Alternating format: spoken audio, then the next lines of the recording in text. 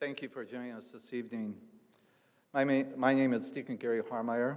I'm very happy to be one of the three deacons here. I want to thank our Justice and Peace Committee for organizing our two evening presentations on understanding and overcoming racism. I want to thank Deacon Charles Williams, and I want to say hello to Marie at home watching us in Richmond. We're looking forward to your talk as our guest speaker this evening. And I want to thank all of you attending in person as well as watching us via live stream to take the time out of your schedule to learn more about this very important topic. On a personal note, this topic has always been with us in this country, but for many Caucasians like myself, we have been insulated from its true impact, busy with marriage, raising children, and pursuing careers. I know my attention was diverted from its true importance, its significance, and negative impact on our country. The topic for me was hidden in plain sight.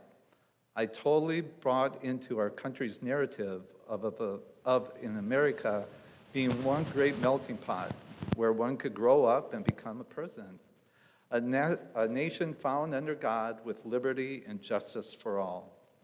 I accepted that notion as absolute truth.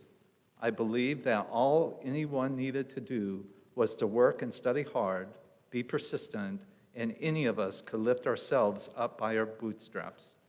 And if we did these things, there was nothing that could stand in our way of achieving success. Whatever we wanted was open to all of us equally, never realizing how many of our laws disadvantaged the non-white population. In the early 20th century, my dad told me how he was the son of a poor Iowa farmer. That family, 2 parents and 5 children, had no electricity in their rural farmhouse and no running water. My dad received a 10th grade education. As a young man, he left the farm to move to a town, the county seat, a booming metropolis of 5,000 people, big for west central Iowa, and all of its citizens were white. After a few menial jobs, World War II broke out and my dad was drafted into the Army. After the war, he was discharged from the Army and married my mom, a woman he met in Olympia, Washington, while being stationed at Fort Lewis, Washington. They moved back to that small town in Iowa. My dad used his GI Bill to go to barber school and to buy a house. He then started a business and raised a family. I was one of his 10 children, the third oldest, first to go to college in my family. I got married while attending nurses training in Omaha, Nebraska, and both my wife and I joined the Navy and made careers of it. Over that time, I dealt with many people from a variety of backgrounds, all the time thinking that we all had the same opportunities for advancement. But of course, that wasn't true. There were times I felt disadvantaged being a male in a female profession of nursing, but my disadvantage was nothing compared to what I saw for women being members of a male-dominated military. I have a brother-in-law and sister-in-law who are both African Americans, and I remember in 1970 when my sister told our parents she was going to marry a black man, how hostile my dad was to the idea. He said he wasn't going to attend the wedding. It was my mom, who generally deferred to my dad's wishes, who asserted herself and called him out for his prejudice, pointing out that it was not his decision to make who his daughter decided to marry, and that she was going to attend the wedding with or without him. My dad relented and attended their wedding, but did it reluctantly. It was better for my brother 20 years later when he informed my dad that he was marrying an African-American woman. Interestingly enough, years later, it was his African-American son-in-law who would sit with him, my dad now in his 90s, and together they would watch Western movies and sports. My dad's favorites, something my brothers and sisters generally were not inclined to do. But despite my background of interacting often with many black counterparts, I have only recently become aware of the very unequal playing field that non-white citizens of our country have always had and continue to have to deal with every day. And so my evening prayer is this. In the name of the Father, the Son, the Holy Spirit, amen. Lord Jesus, we pray for your help for our country. Jesus, this is a good country, one built on wonderful ideals, but ideals that have still not been realized. The words in our founding documents are enviable, but they remain elusive for many, but especially our non-white population. We have seen much progress over our 230 plus years as a nation, from when these inalienable rights were first given only to white male landowners. The rights were then extended, specifically the right to vote given to all white males. The right was further extended to white women only 100 years ago. Black Americans would have to wait another 45 years, but that right was finally given to them, but not without a struggle, and that struggle continues today. With your help, Lord Jesus, we all need to recognize we can do better. We need to do better. Help us to see greater progress, and may that progress be made soon. Help us to identify and clear obstacles to equality for all people. Help white privileged Americans to understand that to work for equality actually strengthens us as a nation, not weakens us. A place where we all enjoy equal opportunity and where everyone's creativity is welcomed as well as their dignity is recognized. Such a land doesn't mean that opportunity for any is diminished, but it rather increases for all. Help our citizens to recognize a safe and prosperous country is a just country and a stronger country. Be with those trailblazing this path. Keep them safe. Keep them energized. Keep the movement peaceful. And may we all see and experience what you have always promoted, a just and living society for all. Amen. In the name of the Father, the Son, the Holy Spirit.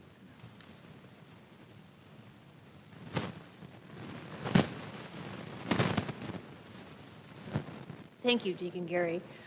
I also want to welcome you. I'm Diane Burke, one of the members of the Justice and Peace Committee here at Ascension, to the second night of our forum, Open Wide the Eyes of Our Hearts.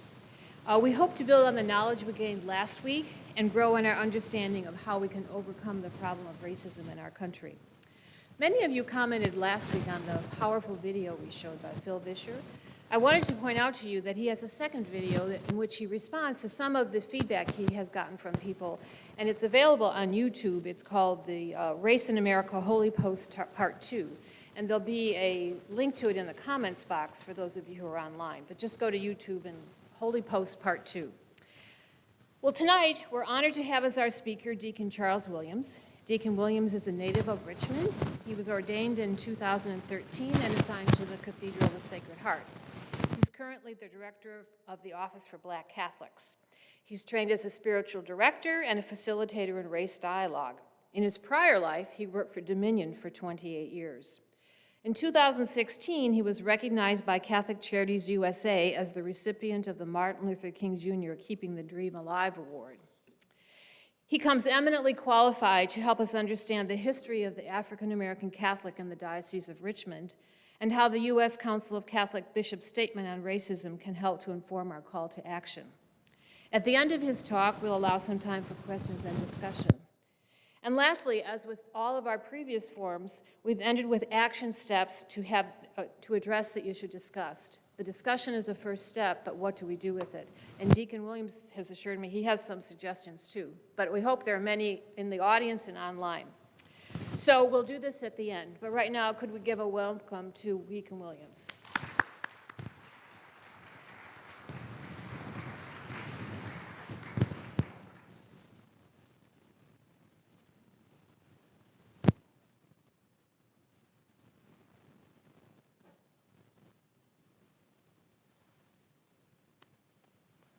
Good evening.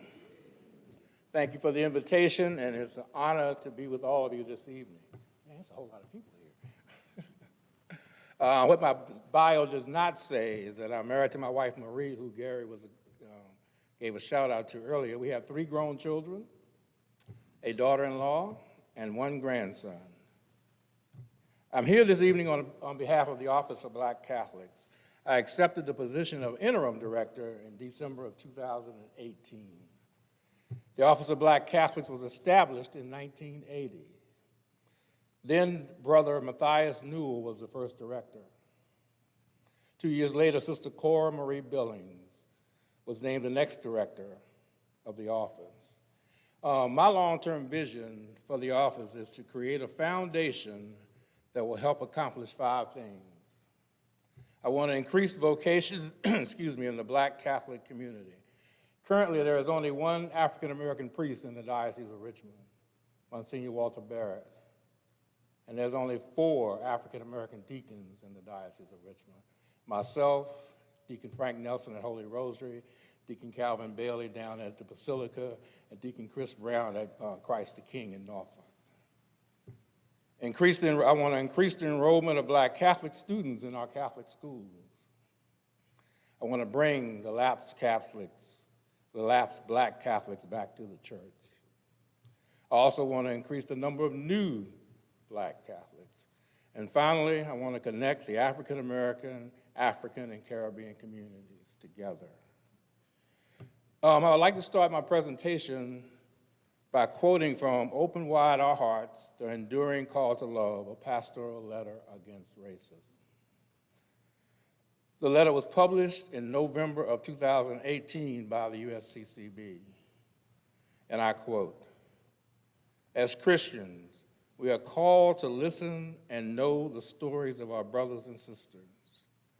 We must create opportunities to hear, with open hearts, the tragic stories that are deeply imprinted on our lives of our brothers and sisters if we are to be moved with empathy to promote justice. Many groups, such as the Irish, Italians, Mexicans, Puerto Ricans, Poles, Jews, Chinese, and Japanese, can attest to having been the target of racial and ethnic prejudice in this country. It is also true that many groups are still experiencing prejudice, including rising anti-Semitism, the discrimination many Hispanics face today, and anti-Muslim sentiment. And especially instructive at this moment, however, are the historical contemporary experiences of Native and African Americans.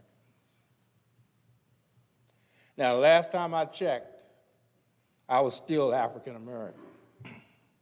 So what I'd like to do is use my personal story to highlight the Catholic response to racism.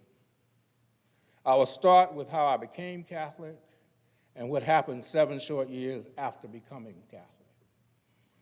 In January of 1879, John J. Keeney, the 5th bishop of the Diocese of Richmond, began holding special services for African Americans in the basement of St. Peter's Catholic Church, which served as the cathedral of the diocese until 1906.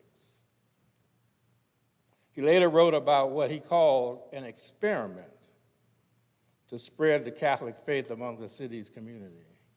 And I quote, "They behaved in a most respectful manner and seemed gratefully pleased with singing, prayers, and instructions.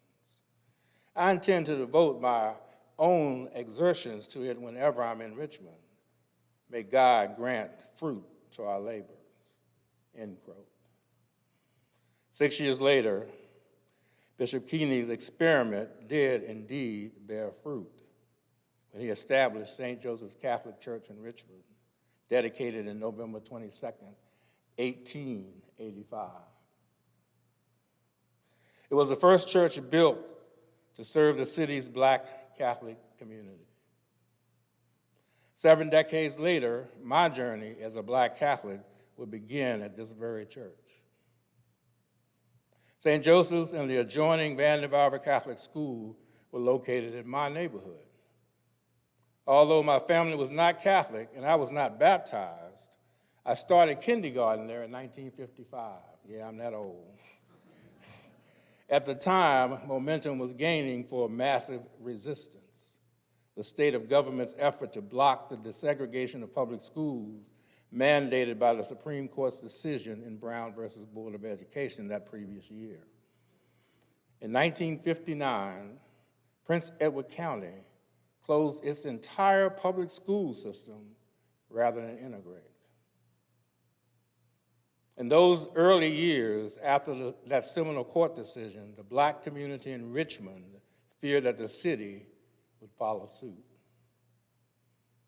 Richmond was the former capital of the Confederacy and once the largest slave market in the Upper South. In the 1950s, segregation was still legal. African-American families in the separate but equal public schools who could afford to take refuge in private schools began to do so in ever-growing numbers. Families with children enrolled at Vanderbilt were worried that enrollment would swell beyond capacity and that students would be expelled or turned away. If the public school system were to shut down, many in the African-American community would be left with no other option for a good education. In order to guarantee a spot in Vanderbilt, my mother felt it best to make it official and have my brother and me baptized as Catholics. She was not alone.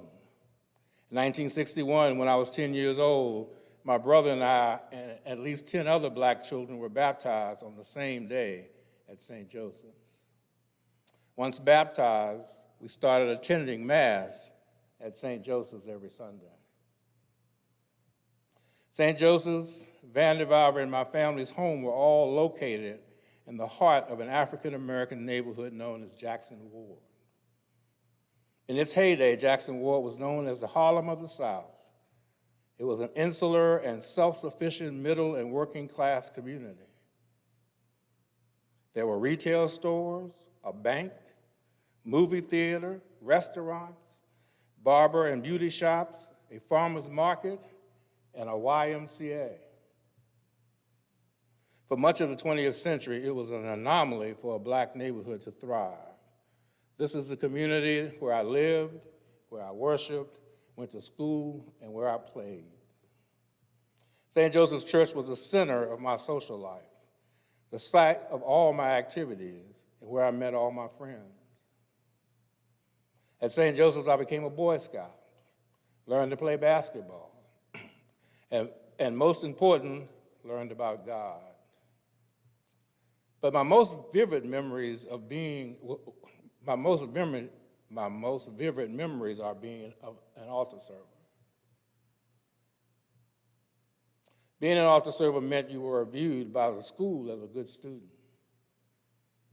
And if you were asked to serve a wedding or a funeral, you were considered the best of the best.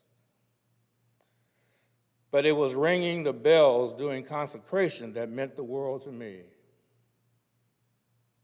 The sound alone seemed to draw me into the miracle occurring. Jesus himself was fully present on the altar. St. Joseph was more than a place to worship. For me, the congregation felt like family. In those days, we always dressed for church in our best clothes, our church clothes. After Mass, we would wait in the churchyard until several families gathered, and we would walk around the corner to Slaughter's Hotel to have lunch together. The conversation at the table was always about the goings-on at church. Now, let's fast forward to June of 1969. I was about to graduate from Benedictine High School, leave my family and my church family and go off to college. After Mass on the last Sunday in June, we were told that St. Joseph's Catholic Church and Vanderbilt Elementary School would be permanently closed by the Diocese of Richmond. Upon learning the news, I was stunned, I was hurt, and then felt outrage. How could they close my church? How could they take away the most important thing in my life? Why did they want to hurt my family? And what would I do, and what would I have to come home to? The answer to my questions was integration. Many Southern bishops at that time believed that closing black parishes would send us to white parishes, thereby achieving integration. We were, in fact, encouraged to attend the white parishes in our nearby neighborhoods. As a 17-year-old, I did not accept this theory of integration. None of the local white parishes were closed in order to send white people to black parishes. At the time, I believed it was the most racist act I had ever experienced. I decided I did not need the church or the God who allowed this to happen. I set my mind to never attend church again. My decision to leave the church was solidified that summer when I saw my mother, who attempted to do the right thing by attending the local parish, white parish. She came home Sunday after Sunday in tears because she did not feel welcome. After a while, she gave up and never went back to church, to a Catholic church again. I stayed angry for 25 years. Then in 1994, a childhood friend invited me to his son's first communion. That day, God's grace washed over me in torrents. My long-ignored faith was reignited by forgotten childhood memories of the church and community. In that hour, my anger was overcome by my holy longing. On the very next Sunday, I came back to the church I loved as a kid and the church I love today. Not only did I come back to the church, but I immersed myself in it as a permanent deacon and as a director for the Richmond Diocese Office of Black Catholics. But I still feel the pain of what occurred more than 50 years ago. As I began my story, you heard me reference Bishop John J. Keeney. Bishop Keeney began the work of evangelizing to the African American Catholic community in the Diocese of Richmond.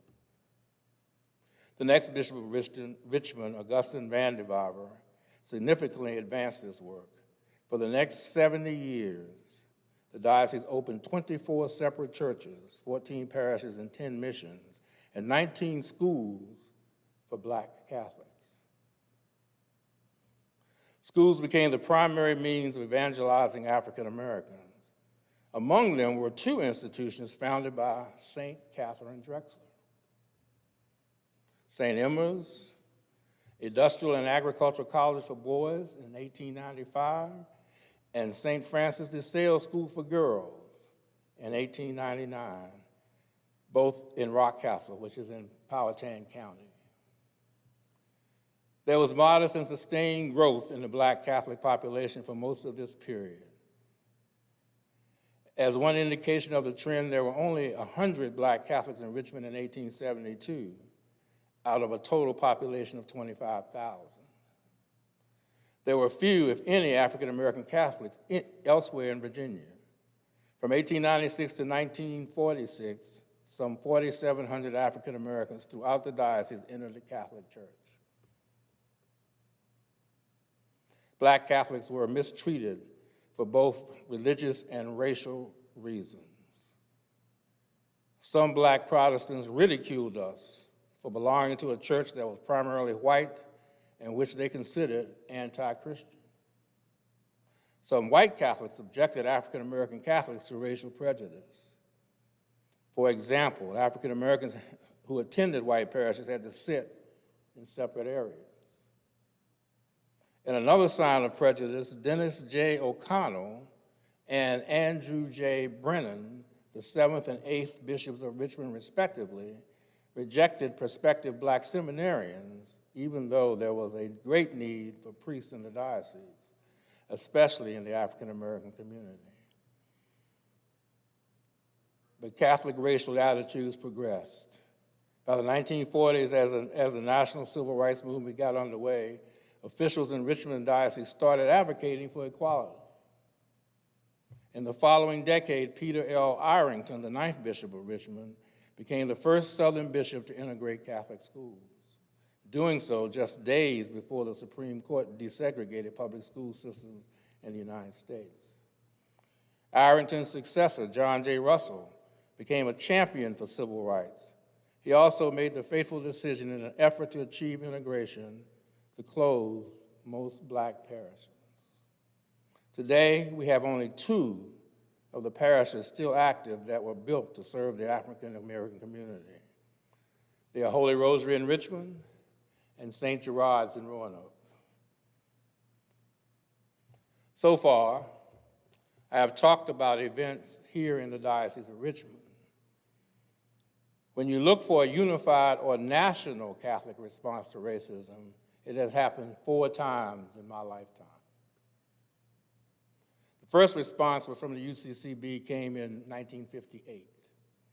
The title of the document was Discrimination and the Christian Conscience. This was 4 years after the Supreme Court case of Brown versus Board of Education, which ended segregation in public schools. In this document, the bishops made no specific recommendations or proposals for action. They called upon all to act quietly, courageously, and prayerfully, and urged that any concrete plans for action be based on prudence, which was defined as that virtue that inclines us to view problems in their proper perspective. The second response came in 1968. The title was National Race Crisis. In 2 very noteworthy ways, this document advances the position taken in the previous one. First, it contains explicit acknowledgement of Catholic culpability in the genesis of current race crisis. The document states Catholics, like the rest of American society, must recognize their responsibility for allowing these conditions to persist. In varying degree, we all share guilt. Second, this statement takes a much broader view of the problem of racism. It recognizes that attitudes and behaviors exist only in the hearts of men, but in the fabric of their institutions. Thus, a concern is shown not just for individual race prejudice, but for institutional racism as well. The third response came in 1979. The title was Brothers and Sisters to Us. This document addressed 7 main themes. 1, the persistence of racism despite statutory changes. 2, the covert existence and subtle nature of contemporary racism. 3, the link of racism to economic injustice. 4, the institutional character of racism. 5, ecclesial racism. 6, doctrinal basis for the Catholic stance. And finally, recommendations for action. The final response came in 2018. It is a document I have quoted from at the beginning of this presentation, Open Wide Our Hearts. It was written primarily in response to what happened in Charlottesville in 2017. There's a section in the document titled Acknowledging Sin, and I would like to quote from it. Examining our sinfulness individually as the Christian community and as a society is a humbling experience. Only from a place of humility can we look honestly at past failures, ask for forgiveness, and move towards healing and reconciliation. This requires us to acknowledge sinful deeds and thoughts and to ask for forgiveness. The truth is that the sons and daughters of the Catholic Church have been complicit in the evil of racism. In his papal bull, Durum Divarsus, in 1452, Pope Nicholas V granted apostolic permission for the kings of Spain and Portugal to buy and sell Africans, setting the stage for the slave trade. Even though subsequent popes strongly renounced and rejected the international slave trade, much to our shame, many American religious leaders, including Catholic bishops, failed to formally oppose slavery. Some even owned slaves. We also realize that the ways that racism has permeated the life of the church and persists to a degree even today. For too long, in the church's mission throughout the world, the way to a fully indigenous clergy and religious was blocked by the attitude that was paternalistic and racist. Not long ago, in many Catholic parishes, people of color were regulated to segregated seating and required to receive Holy Eucharist after white parishioners. All too often, leaders of the church have remained silent about horrific violence and other racial injustices perpetuated against African Americans and others. Therefore, we, the Catholic bishops of the United States, acknowledge many times when the church has failed to live as Christ taught, to love our brothers and sisters. Acts of racism have been committed by leaders and members of the Catholic Church, by bishops, clergy, religious and laity, and her institutions. We express deep sorrow and regret for them. We also acknowledge those instances when we have not done enough or stood by silently with grave acts of injustice were committed. We ask for forgiveness from all who have been harmed by these sins committed in the past or in the present. That's from the current bishop's document on racism. So before I close, I'd like to share one more personal story. As I said earlier, I was an alumnus of Benedictine High School when it was in the heart of Richmond. I was just one of 2 African Americans in my class. In the spring of my sophomore year, 1967, we celebrated the completion of the athletic season at a recreation club out in the suburbs. We had good food, fun games, and of course the letter ceremony where we got our letterman's jackets, big deal. Then, at long last, we could go into the pool. Well, to make a long story short, plans changed. When it finally came time to go swimming, management spoke privately to our faculty sponsor, telling him that he could not go in the pool, that he was me. I would not be allowed in the pool because I was black. I felt the bitter sting of racism that every black person in this country will experience at some point in their life. Every one of us. To their credit that day, the coaches replied, well, fine, then no one will go swimming. In solidarity, my athlete classmates and I packed up our gear, got back on the green Benedictine Cadets bus, and left together. But everyone had their day ruined because of one racist incident. Everyone. Racism affects us all. Over the past 12 weeks, I've had Zoom conversations with numerous groups throughout the diocese.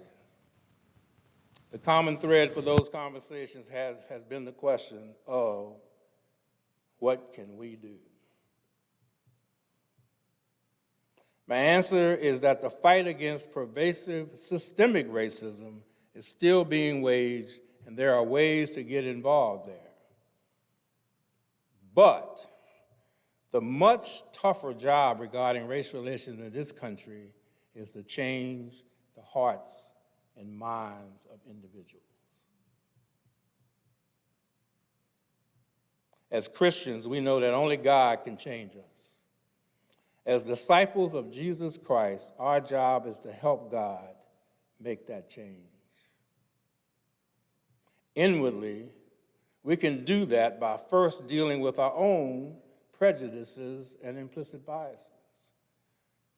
Believe me, we all have them. We can become aware and resist temptation to passively give in to our own biases. That's the first thing we can do, look in the mirror.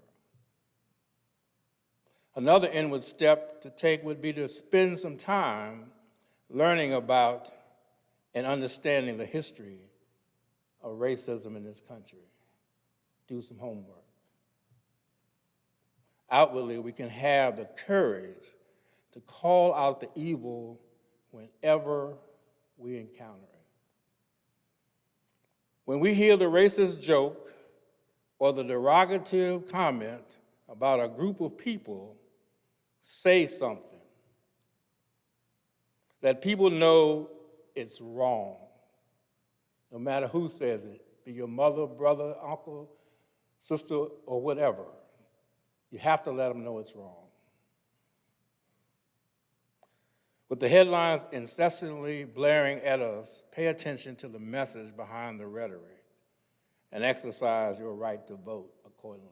We must vote. We must vote. We are in a pivotal moment in our culture, and I know it may be daunting and intimidating. If persons or groups need help to understand, to enter into conversation, to persevere in the struggle, please reach out to the Office of Black Catholics. We have resources to advise, support, and to teach.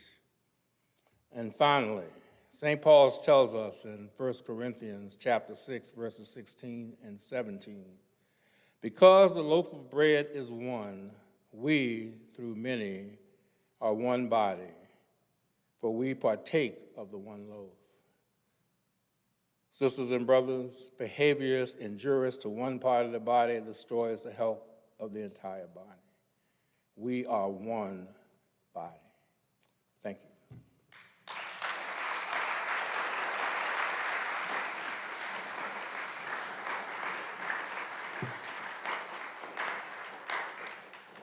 Thank you, Deacon Williams. We'll open for comments or questions to Deacon Williams, and then we will also have a follow-on conversation about what can we do besides the three things he told us.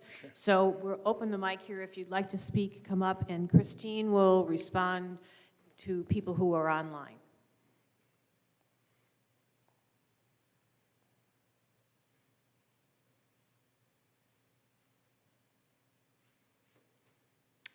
I wondered if you would share with us that period of your life when you had been hurt by the church, that 25 years, which is a substantial amount of time. You had a reckoning to come back, but how did you do that? How could you emotionally and bring yourself to that point? Thank you for that question. I first tried other denominations. After I went off to college and graduated and came back home and started raising a family and going to work, I thought it was good to go to church. I tried other denominations, and they just didn't feel my spirit. I just couldn't figure it out, what was missing. And I don't think if my friend had not asked me to come back to church for his godson, for his son that day, I don't think I would have ever came back to church. I think it was God's way of getting me back to where I belong, so I could do what he was calling me to do, and that's to be here tonight.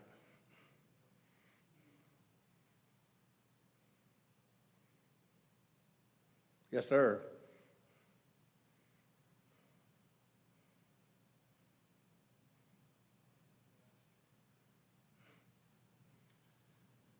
Deacon? Yes, Good sir. evening. My name is Charles Bush.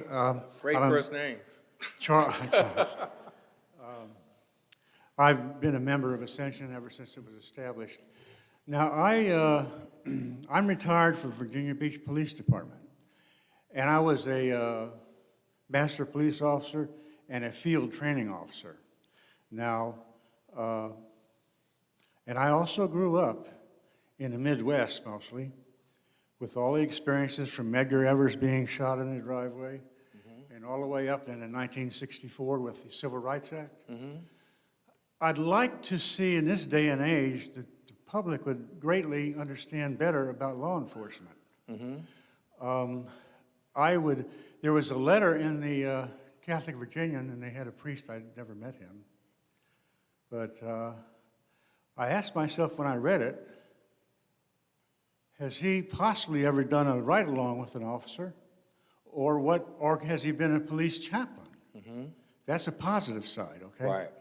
Now, a couple of points I'd like to make, you may not agree with them, but the Civil Rights Act of 1964 brought us into the modern age of law enforcement.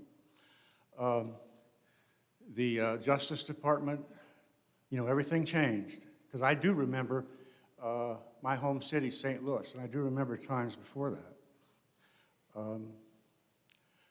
I don't know what you mean by institutional systematic racism unless you mean that institution willingly and intentionally perpetuates it. Now, I want to tell you and assure you that legally and in all respects and in training, there is no institutional systematic racism in law enforcement. Okay. Second of all, when you hear the term racial profiling, my reaction is, what do you mean by it? Because if you tell me what you think it means, I can probably tell you that it doesn't exist, except maybe on an individual level, and to say that it exists doesn't make sense in law enforcement because you're not doing police work, and it doesn't work. I don't like to say I don't know how it works.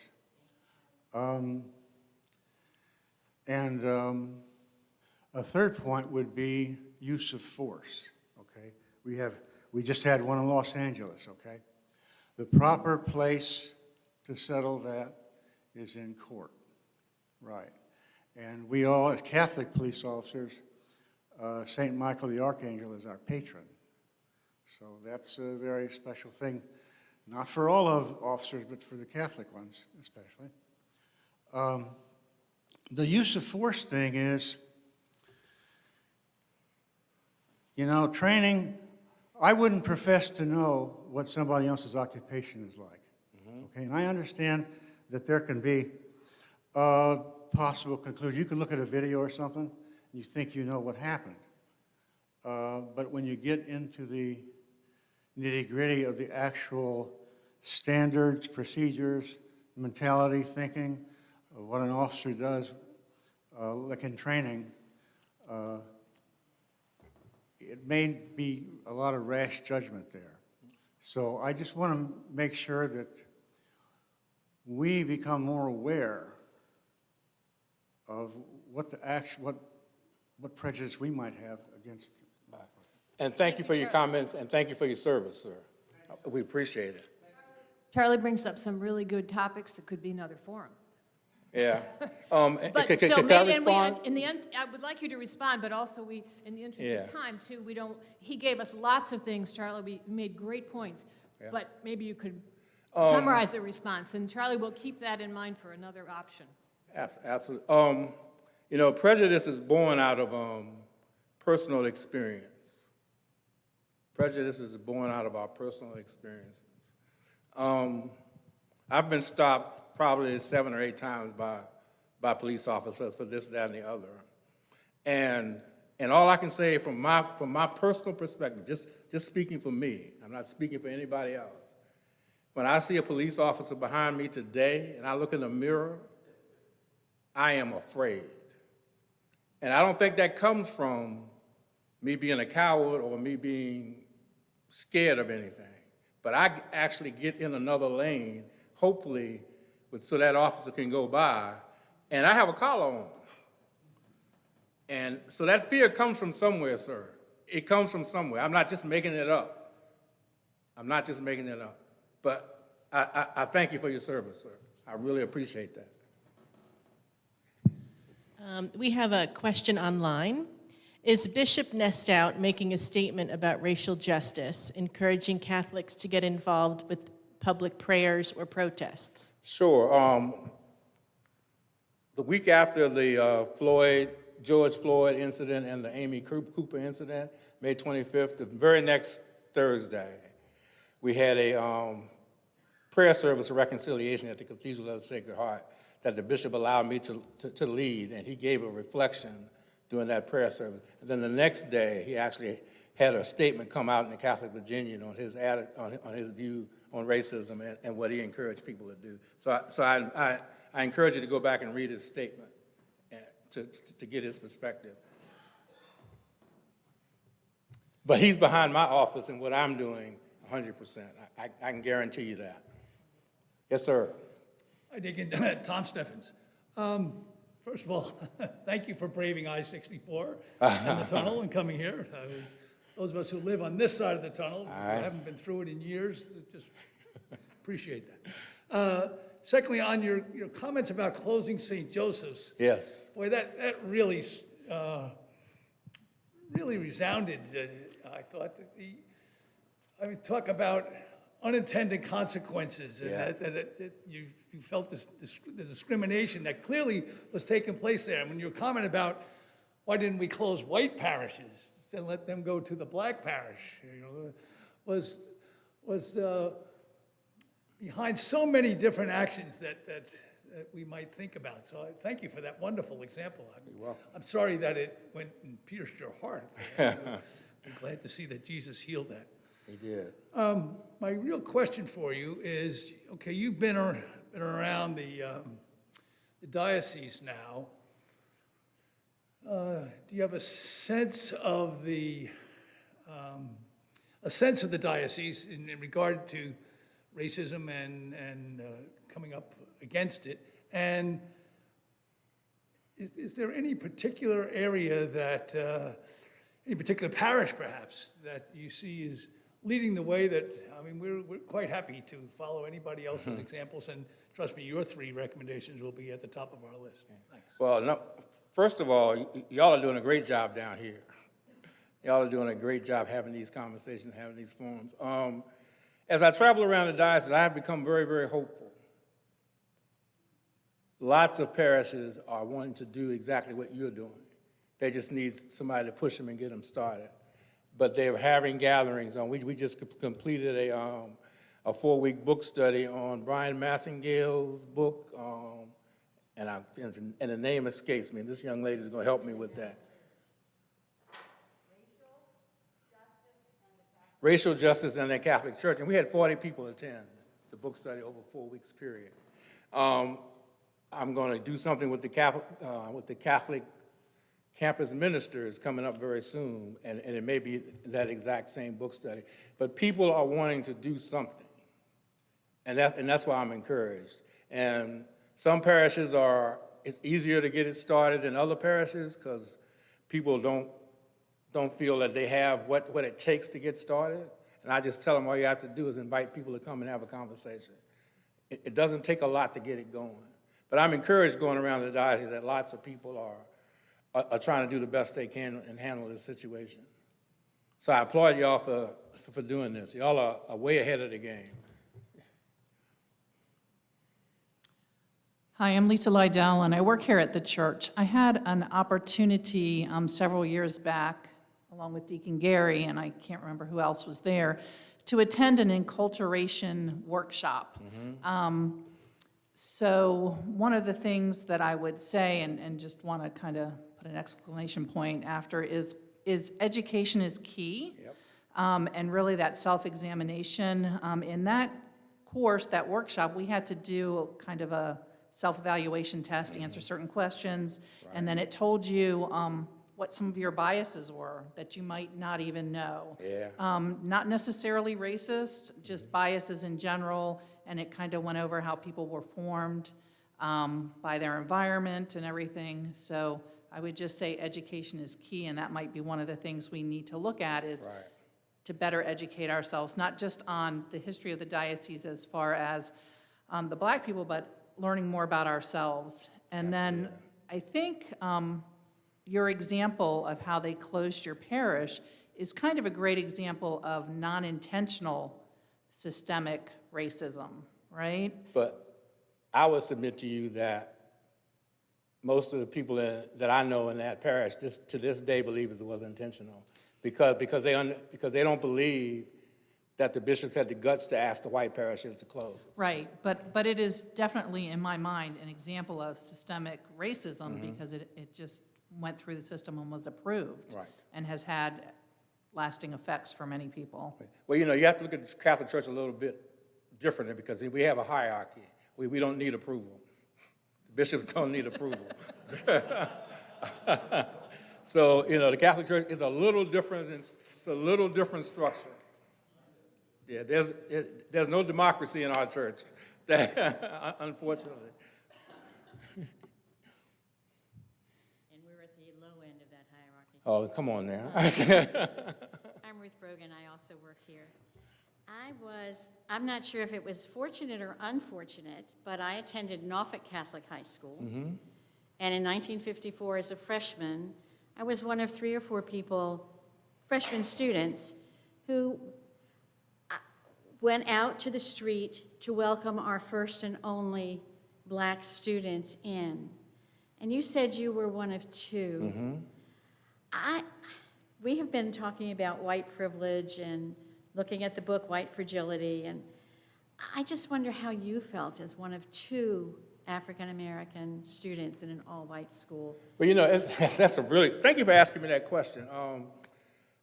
I was taught by the Franciscan nuns at Vanderbilt. It was an all-black Catholic school, and the only thing white were the nuns, were the teachers.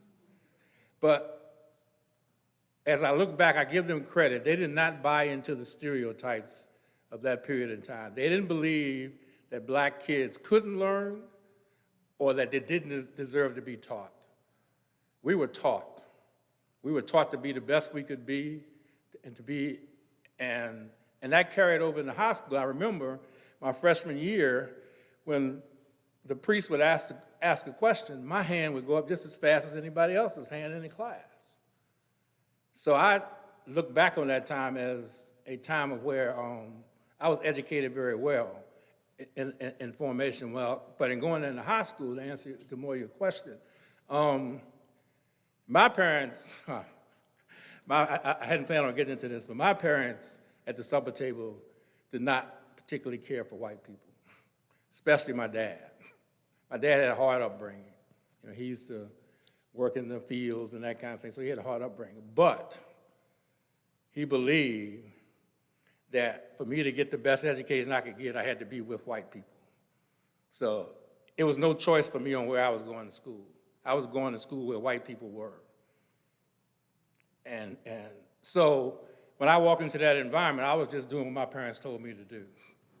I didn't try to think about it psychologically or what impact it was going to have on me. I just dealt with it day to day. And I was there to learn, as my father used to always tell me. You know, you can be quiet and you can learn. So I didn't feel any, I guess the best thing to say is I didn't feel any different than the rest of the kids in the class.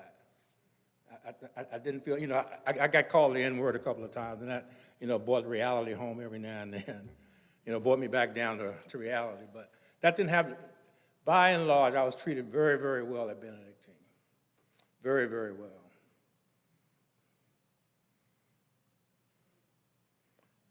Somebody else? Another question online. Is the diocese working on a plan to acknowledge the pain and suffering inflicted on black Catholics when they closed black parishes? And would that be a step in the right direction to bring back lapsed black Catholics? Thank you for that question. Before the pandemic hit, April 29th, we were going to have a listening session here in the Diocese of Richmond for just that reason. We had invited Bishop Favre from Louisiana. He's the head of the ad hoc committee on racism for the USCCB. He was coming, and Bishop Nestai, and we were going to invite people to share their story about that time. So there was a plan to address that, and then the pandemic hit. I have since inquired whether we can do this over Zoom, and right now they don't want to do this listening session over Zoom. They prefer that it be in person. And they've gone around the country, the bishop has gone around the country, and in 11 other dioceses, he's had these listening sessions. And we were scheduled to do this April 29th. So there was a plan in place to recognize that period in time. Bishop, I'm Mary Bailey. I'm new to Virginia Beach, moved from Michigan. Michigan. My wife's from Michigan. She's Good from place. She's Good from place. Saginaw. Tell her she'll be glad, especially in January. I'm white. I've had every privilege there is, military-wise, education-wise, and I think this workshop has been profound.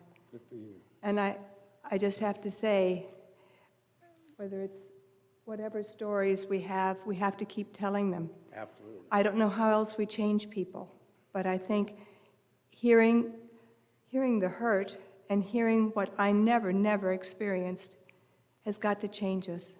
So have patience with us and help us, because our heart is good and we need to change. So thank you. You're welcome. Thank you for Thank those you. comments. I appreciate that. You know, we hear the term white privilege a lot.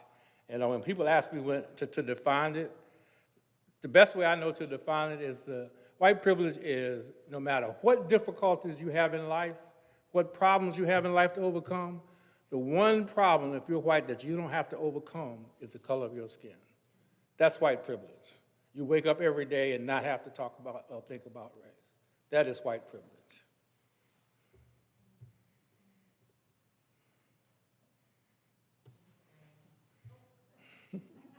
Hello, good afternoon. You spoke last week. Oh, you were here. No, I was watching you. How'd you know that? On you.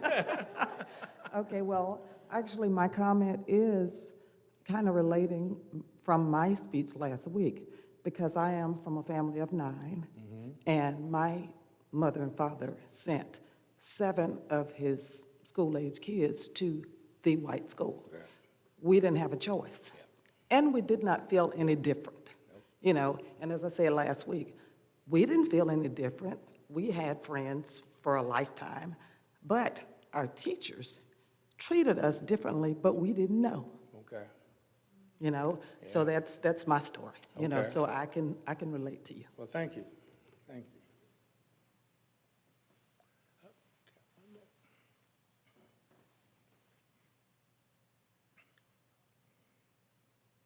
I totally understand that our homilies are not supposed to be political, but racism is beyond that. And I wonder if the bishop could consider on a designated Sunday, and soon, rather than later, sooner rather than later, every priest or deacon is given a homily, and the homily would be about racism.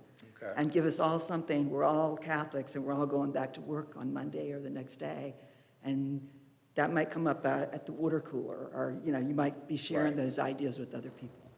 Well, that's one thing the pastoral letter encourages priests and bishops to do, is to preach about it. And the bishop gave me the opportunity to preach at the cathedral about it the week after the incident. And I've also preached about it down at St. Joseph's in Hampton. So if you want me to come and preach about it, just invite me. I will give you a homily. I will give you a homily. I got one all ready.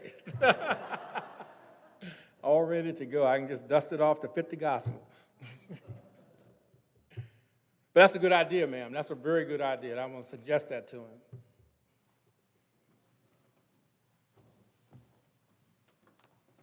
Anyone else? Last chance. We've got about 30 minutes left, and our last part is to talk about what we as a parish can do. But first of all, let's give a great round of applause. So the way that we're going to do this is Susan Andrews over here is going to chart, for those of you in the audience will be able to see, our suggestions. Christine's going to log them online. So what we're looking for are ideas of what can we do. I think we have to approach this from a personal level and from the institution of the Church of Ascension. What can we do? So I'm going to make the suggestion that the first thing we put on there is to invite Deacon Williams to come and give homilies.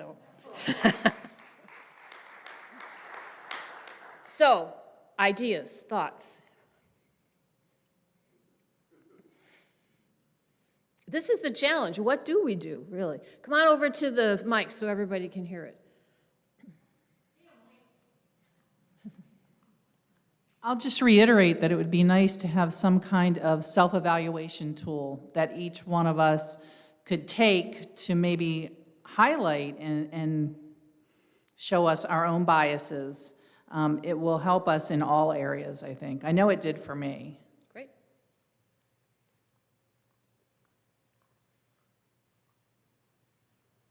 By the way, where'd the deacon go?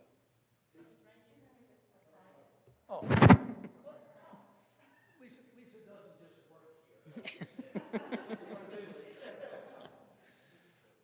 I just want to suggest that as we're doing these, maybe we can do them in two different themes. One sort of the liturgical prayer theme, where we have things that are happening at Mass, obviously homilies, universal prayers, that kind of thing, and prayer meetings.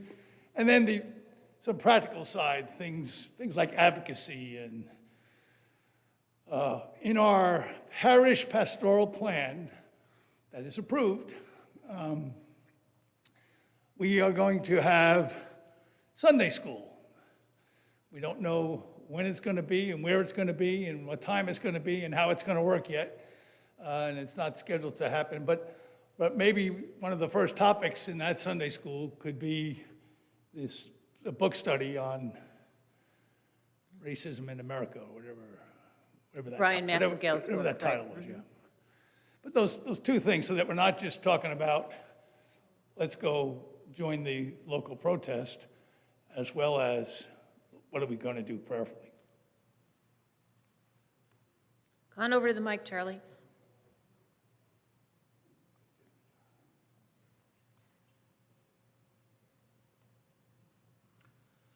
When the situation in Minneapolis exploded, I wrote a letter to Father Daniel, and now I know he's at home, which he deserves to be at home for his vacation. And what I'm trying to get at is not being necessarily on the staff or anything like that. I wonder, and I told him in a letter, I said, with this situation, you're caught between two countries, two continents, two histories, one of which is not even his history. So I've never really heard him, and some people, I know there were maybe some people making accusations of how's his attitude. However, what I'm getting at is it would be interesting and maybe useful to really get his participation as somebody being from another country and parish experience. So I just say put pastor's experience perhaps. Great. Okay, so thank you, Charlie. Yeah. That's a good one.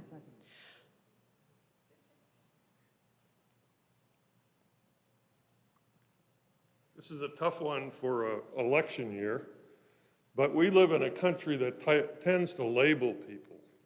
You're pro Black Lives Matter, or you're law and order. You're this or you're that. And what you see is people talking at each other rather than people talking with each other. And it seems as we move toward this election, it just gets louder and louder, but nobody's really talking with each other. We're in a church, and what we've seen over 2 times now is we're actually talking with each other. I think what we have to do is continue that.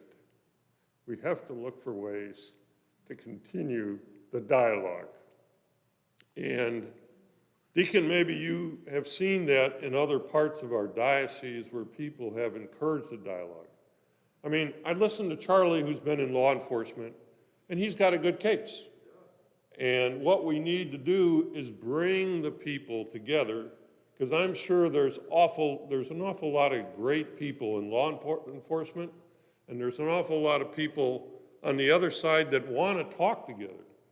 But I don't see a lot of talking. I either see protest or rioting. Let's talk. And where can you talk in this country today without getting political? And maybe it's impossible.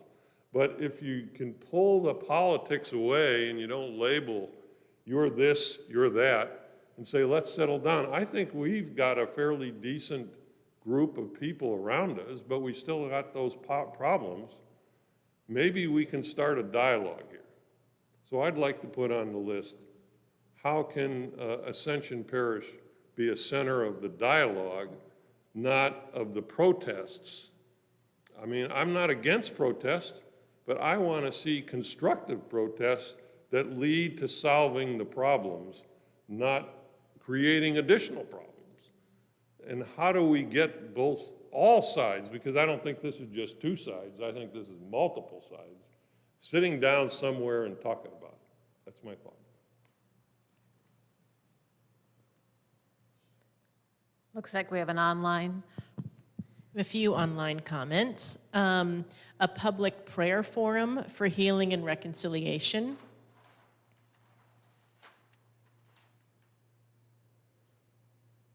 The Just Faith modules on racism.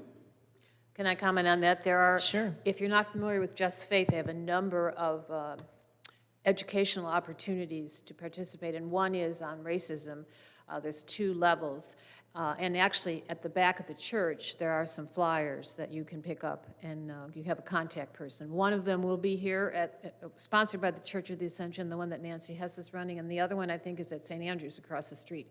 So if you're interested at all, if you participated, I know that I did the one on St. Francis and the Sultan, which was with the Muslim Catholic community, and it was very powerful, and so very well done. So if you're interested in delving further, pick up the flyer and contact those people. Do we have another one, or is that it, Christine?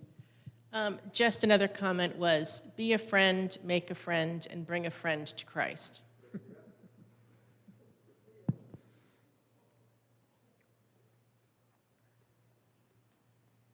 Hi, Matthew Steffens. I actually don't belong to this parish, but I'm Tom and Ellie Steffens' son. And I apologize, 'cause I'm going to kind of direct this question to the deacon in hopes, and it's kind of a segue from that of make a friend and bring them to Christ. As we try to make the Black community larger in the Catholic communities, how do you go out into the community to bring people in that are Black without it looking like you're pandering to bringing in communities, new communities of faith, to also help diversify and make your community a stronger community? Can you come to the mic over there, maybe answer, so the people online can hear? We could probably hear you, but the people online can't hear you. That's a good question. What I would encourage you to do is increase your sphere of influence so that you come in contact with people of other races, and in this case, African-American people, so that you can set the example. You be the example. You be the change that you want to see. Put yourself in an uncomfortable place. Maybe you ride down to the Basilica one Sunday and go to Mass down at the Basilica. You know, those kinds of things. Increase your sphere of influence. You know, reach out to people that you're uncomfortable with. Make a concerted effort to meet other Black people. And I don't know what you do or how you circulate, but you can always widen that scope and take it upon yourself to do it. Yeah, just say, hey, come on to church. And I tell that to my Black friends, too, because they ain't asking people to come to church either, so you ain't by yourself. I think that the interesting point I got from, it wasn't the point of necessarily Deacon Williams' talk, but was when he said someone invited him to come to church, and that changed his life, and how much that could change everyone's life if we would not be afraid to make that opportunity available. Yes? I'm from a neighboring parish, but I'm so pleased that you've had this forum and that you will continue. I'd like to say how touched I was by the stories that I heard from both of our deacons. I think they were powerful stories. I think the more we hear those kinds of stories, the more we're apt to change and to be influenced by that. And what Deacon Charles had to say about the plan for the spring that got pushed back because of the pandemic, I hope it happens soon. And it needs to happen everywhere, and it should happen in every parish. And it seems to me that what we need to do is find ways to hear the stories from one another, just as they told their story, to hear other stories. That changes things. And then it seems to me within the rubric of our church, we could have a reconciliation service just centering on the issue of racism and ask for forgiveness. We could have a CCD program that begins to teach Black history also in the CCD program and addresses the issue of racism.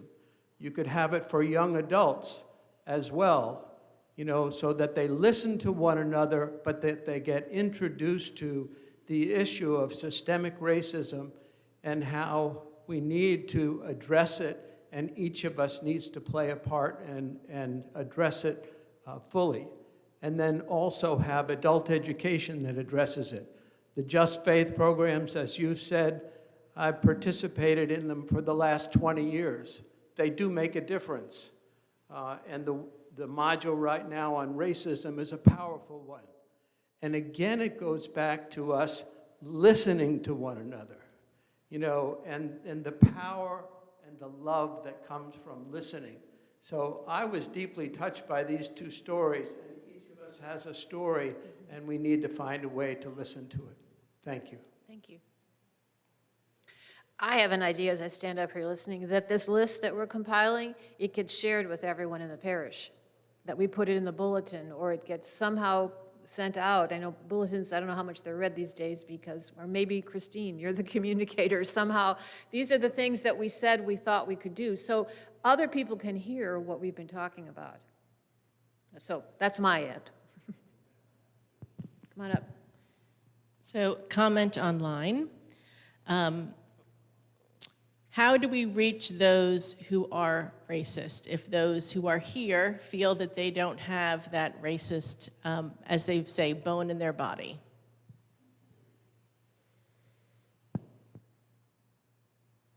I don't know.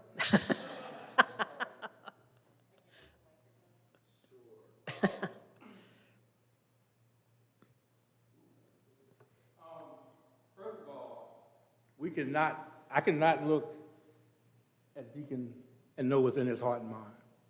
The Deacon could be the biggest racist in this room, but I could never tell it by looking at him. What I can only do is judge him by his actions. The only way I can know that he's racist is if he acts that way or makes a racist statement.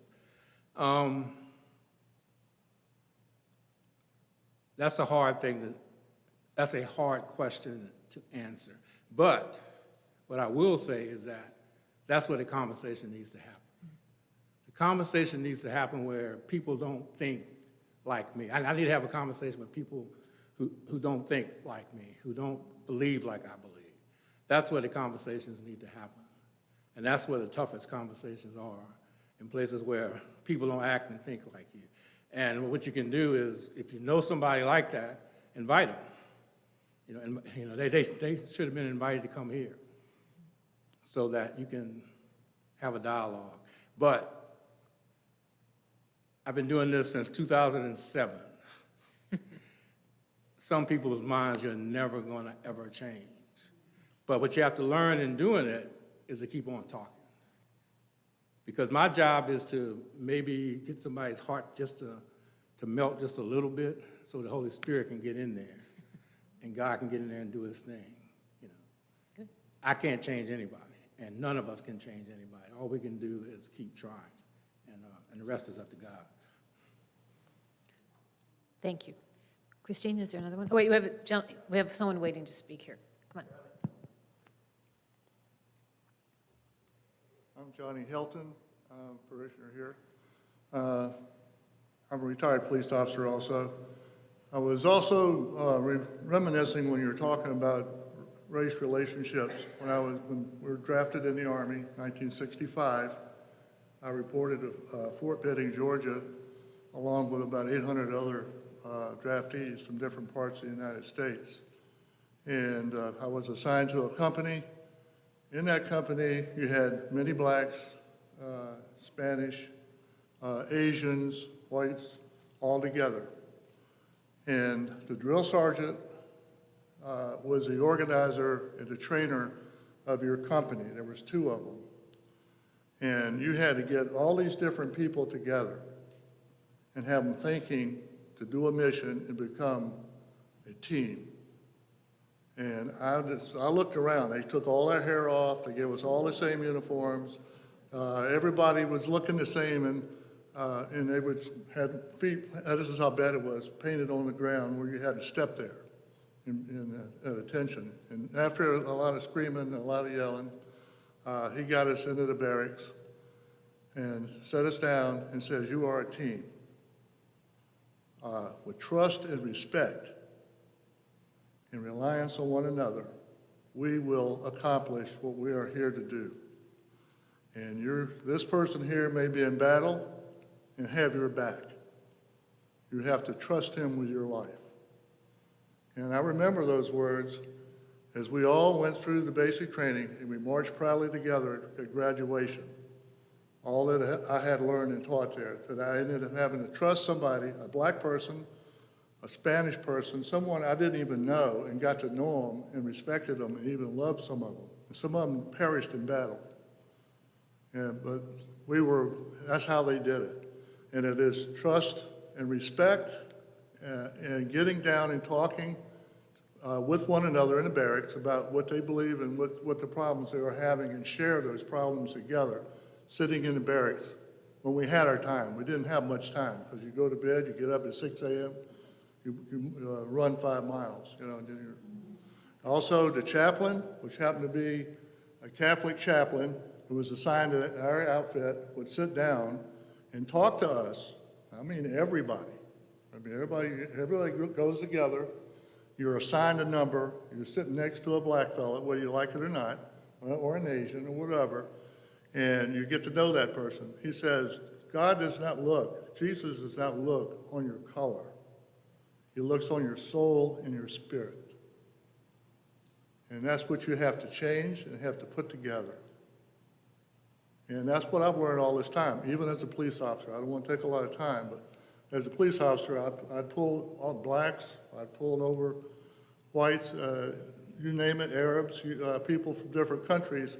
I found that if you greet them with, how you doing today? Is everything okay? Can I see your driver's license? If you greet them with respect, and you get the same back most of the time. Some people didn't want you to pull them over, but you have to be nice to them.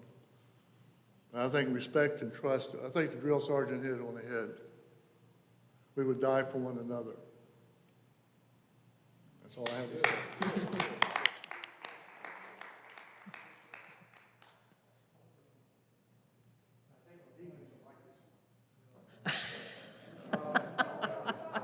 I think the deacons will. Original sin. I'll say this, we're all screwed up. Doesn't matter whether it's a black fella, a white fella, an Asian guy. Original sin has screwed us all up, so nobody's exempt from prejudice. That's probably, yeah, we all are, products of our experiences. Absolutely right. Okay. Okay. Anyone else? Oh, Christine, go ahead. So a few comments online were made specifically about educating children and making sure, first of all, a question came in a little too late about what the Catholic schools are doing to educate the children about the effects of racism and teaching the kids to be Christ-like with everyone. But in general, a comment about educating the children, they are the catechist zing for their family. And let me see what else we've got in here. Oh, another comment that came up about the children was there is a Just Faith session that's called Youth for Justice that has 4 different racial justice sessions to be used during youth group. Okay. Okay. Good. Yeah, absolutely. For the educating of the children's piece, if you go out on the USCCB's website and go to Culture and Diversity, they have a whole program from K through 12 on how to talk to each class about racism and suggestions on how to talk about racism. They have it well documented. Thank you.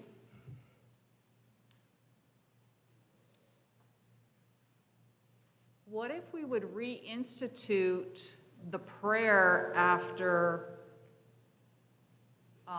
you know how we used to have the common prayer, reinstitute one that speaks to racism, or at least print out cards that we can hand to people that way. And When we can hand out again, yes. well, we could lay them on tables and ask people to pick them up. We can send them out, as Christine marvelously does every day for us. Or, as well as, you know, the president from Norfolk State was here. Reach out to him. Is there something that the college needs? Reach out to the NAACP. Is there something that we can do to partner with them? Reach out to a volunteer group and say, do you need volunteers for a particular activity or organization? That it's a concrete action that we could do collectively as a parish, because I personally struggle to say, okay, what can I do personally besides the dialogue and listening and just faith modules and things like that, but get our parish to buy into something as a potential service project, just like we adopted St. Ludwig's in Tanzania. Is there something that we can do here? You know, sponsor a kid to go to college. Something, you know, that shows that we are at least making a step. Okay, thank you.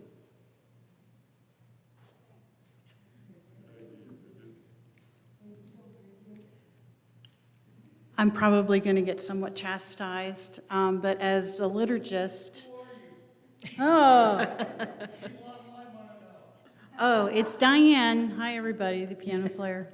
But as a liturgist, I would just very gently caution us that we don't turn our weekend liturgies into one thing. Yeah, exactly. I love all these ideas that we're doing, and my mind is racing. You know, people have asked for prayer forums, and my brain has just been going wild about what my ministry, the music ministry, can offer as far as doing the prayer forums, just that we can sit at night, you know, and have an evening prayer of let's just settle and that kind of issue. So things are in the works. We're just moving, I think, at a good pace right now, because we're trying to do things, but we also have to be careful because the boss is not here. The boss is in another continent right now. So, but anyway, that's just my recommendation for everybody. I'm going to piggyback, before Ron comes up, is that you, Ron? I can't tell with the mask. I'll piggyback a little bit on what Diane said about music. I think in our committee, we had talked about broadening the scope of the rich liturgy communities we have within our parish. We have Filipinos, we have Africans from Africa, we have NATO, contingent, I think, of Polish NATO officers, and that we could somehow embrace all of those to be a model for all of the members of our community through liturgy. And I think that's really what we want. We're focusing tonight on one particular group, but really in the end, Jesus said, love everybody. Go ahead, Ron. Yeah. I just wanted to encourage Ron Vessel. I'm sorry, I'm a member here. And I just wanted to encourage and get back to a thought that we said earlier, and just to make sure we don't lose it, because I think, Deacon, the idea of those listening sessions would really be powerful. I think the stories comment was exactly right, you know. And I think it's a good way for us to begin to, just like last week, to begin to hear the stories and experience some change within ourselves. And I want to mention that I know that just as your story of St. Joseph's closing had that effect, I was the cluster manager for St. Vincent de Paul in Newport News for a while. And, you know, St. Alphonsus closed. It was the same story. And as I was new here and was going over there, the pastor, Monsignor Barrett, told me, he said, now, Ron, he says, there's a lot of hurt over there, and for good reason. You know, they've not been treated well by the diocese, you know. And so sure enough, while I was there, you begin to hear those stories, and kind of like yours, you know, just different versions of it. But I think those listening sessions would do a lot of good. I really do. So I would encourage you to just keep that idea, yeah. Thank you. Anyone else? So I have a question for Deacon. What is the best way to invite Deacon Williams to our parish? This is from someone who doesn't attend Ascension.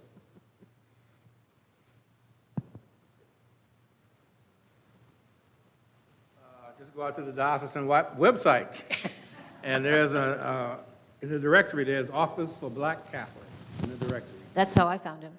Just click on it, and there I am. I'm an office of one.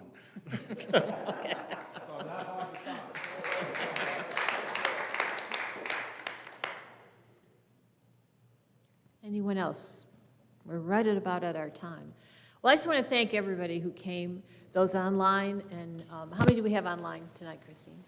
You don't know, okay. Last week we had about 65 online and about 37 or 38 here. 40s and 50s. So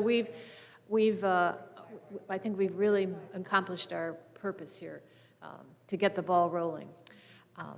I'd like to thank all the Justice and Peace Committee members who worked really hard to put this together. And I guess it will be our responsibility to kind of take these ideas now. We meet once a month, and I thought we could take September off, which we will, but we'll get rolling again in October.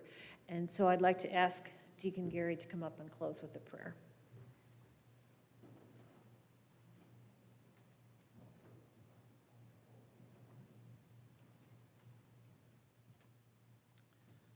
Well, one of the things I would like to mention before I say anything about the prayer is over at Holy Apostles, where I'm pastoral associate, then we have Twin Canals, which is about 500 units, very many with single parents, and kids now going to school virtually.